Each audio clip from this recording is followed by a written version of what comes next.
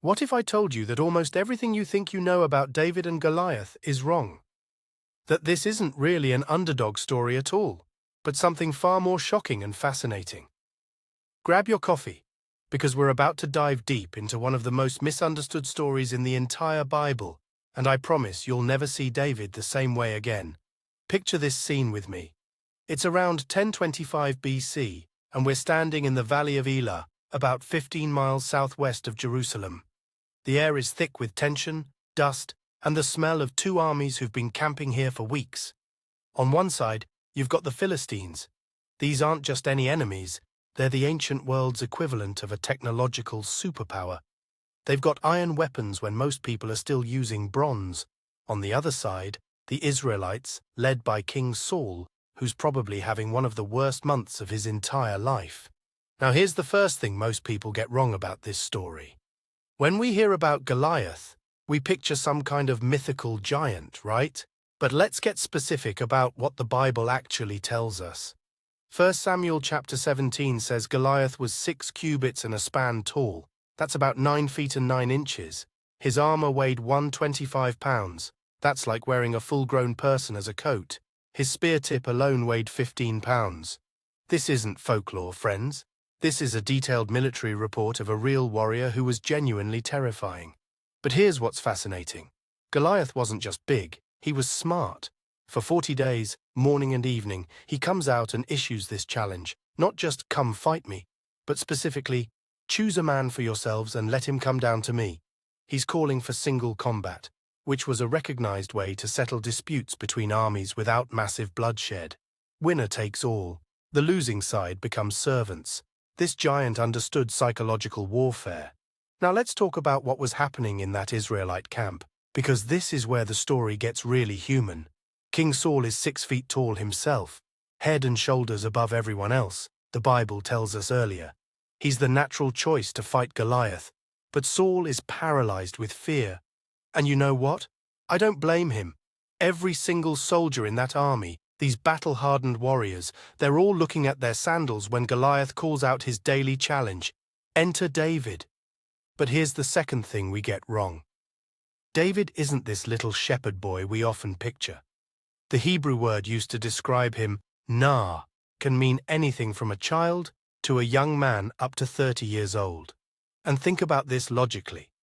He's been trusted to protect his father's flocks from lions and bears. In ancient Israel, shepherds weren't gentle souls playing harps all day. They were the ancient equivalent of armed guards, protecting valuable livestock from predators and thieves. So David shows up to bring food to his brothers, and he hears Goliath's challenge. But listen to David's response when he hears what's happening. He doesn't say, "Oh my, what a big, scary man." He says, "Who is this uncircumcised Philistine that he should defy the armies of the living God?" Do you hear that? David is offended. He's not seeing a military problem. He's seeing a theological insult. Now his oldest brother Eliab gets angry with him. "Why did you come down here? Who did you leave those few sheep with in the wilderness? I know your pride and the insolence of your heart." Brothers, right? But David keeps asking questions, and word gets back to Saul. So Saul calls for this young man. Here's where we need to slow down and really listen to David's words to the king, because they reveal something crucial about his character. David says, "Your servant used to keep his father's sheep, and when a lion or a bear came and took a lamb out of the flock, I went out after it and struck it, and delivered the lamb from its mouth. And when it arose against me, I caught it by its beard and struck it and killed it." Friends, do you understand what he just said? David has killed lions and bears with his bare hands. This isn't a helpless little boy. This is a young warrior who's been training in life-or-death combat against apex predators. And then David says the key line. "The Lord who delivered me from the paw of the lion and from the paw of the bear, he will deliver me from the hand of this Philistine." Saul tries to give David his armor, but it doesn't fit right. Now most people think this proves David was small, but I think it proves David was smart. He chooses his weapons carefully, not because he's weak, but because he's strategic. He takes his staff, 5 smooth stones from the brook, and his sling. And here's the third thing we get wrong. We think of a sling as a child's toy. but ancient slings were devastating military weapons. Roman historians tell us that expert slingers could kill at ranges over 200 yards. The stones would fly at speeds over 100 miles per hour. A skilled slinger was the ancient equivalent of a sniper. So David approaches Goliath, and the giant is insulted. "Am I a dog, that you come to me with sticks?" He curses David by his gods. But listen to David's response, because this is the heart of the whole story. "You come to me with a sword, with a spear, and with a javelin. But I come to you in the name of the Lord of hosts, the God of the armies of Israel, whom you have defied. This day the Lord will deliver you into my hand, and I will strike you and take your head from you." David runs toward Goliath. Not walks, not creeps, runs.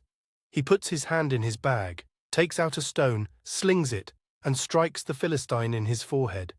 The stone sank into his forehead, and Goliath fell face down to the earth. Now here's a detail that absolutely fascinates me. Some scholars point out that Goliath might have suffered from a condition called acromegaly, excessive growth hormone that would make him huge but also potentially cause vision problems. If that's true, then Goliath might not have been able to track a small, fast-moving projectile. But whether that's the case or not, what happened next is clear.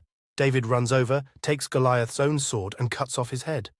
The psychological impact is immediate and devastating. The Philistines flee, and Israel pursues them in victory. But here's what I find most remarkable about this whole account. It's not really about David's courage, though he certainly had that. It's about David's faith. He saw the situation completely differently than everyone else, because he saw it through the lens of God's character and promises. So what's the real story of David and Goliath that most people miss? It's not that God helps the little guy beat the big guy. It's that when you see your challenges through the lens of God's character and faithfulness, everything changes. David didn't win because he was an underdog who got lucky. David won because he understood who God was and who he was in relationship to God. Think about it. Everyone else saw Goliath and thought, "He's so big, how can we possibly fight him?" David saw Goliath and thought, "He's so big, how can I possibly miss him?" Same giant, completely different perspective. And that perspective came from David's history with God. Those lions and bears weren't just random encounters. They were training ground for his faith. You know what I find most encouraging about this story? It's that David's confidence wasn't in his own ability, it was in God's faithfulness. He'd seen God come through before, so he trusted God to come through again. That's not naive optimism, that's mature faith based on experience. The real David and Goliath story isn't about size or strength or even courage. It's about seeing your giants through God's eyes instead of your own fear. Maybe the giant you're facing today isn't 9 feet tall, but it feels just as impossible from where you're standing. David's story reminds us that our God is bigger than our biggest problems, and sometimes the very thing that seems insurmountable is actually the stage where God wants to show his power. What if you ran toward your challenge today with the same confidence David had? What if you saw it as an opportunity for God to show up, rather than a reason to hide? I think you might be surprised by what happens when you pick up your stones and run toward the giant in the name of the Lord.